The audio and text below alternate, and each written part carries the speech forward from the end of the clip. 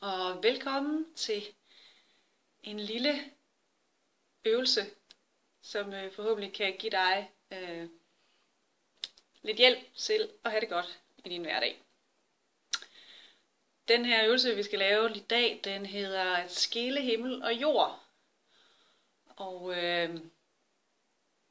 det kan være nogle gange, at man føler sig lidt klemt og presset lidt sammen af alt det, der sker. Og det kan man arbejde med at gøre energien lidt fri i kroppen ved at simpelthen skabe noget plads. Det første, man gør, det er, at man tager cirkler armene på en indånding og samler hænderne her foran brystet med fingrene mod hinanden. Sådan en lille tårn. Så tager vi den på en indånding og skiller hænderne ad. Og holder håndfladerne henholdsvis opad og nedad. Og så laver du et stræk her.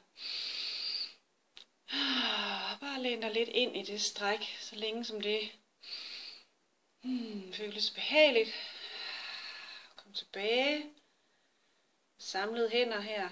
Brystet. På en indånding. Udånding. Presser håndfladen ned mod jorden. Og op mod himlen. Og mærker strækket i siderne af kroppen. Og kommer tilbage. Her i udgangspositionen. Og så læner du dig forover. Giv slip. Og hænger hernede med hovedet nedad. Og tager 2 dybe indåndinger.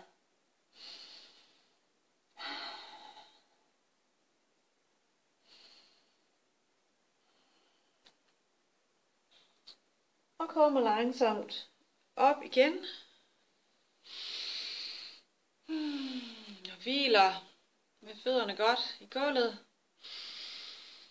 Og lige mærker, hvordan er det nu at stå her.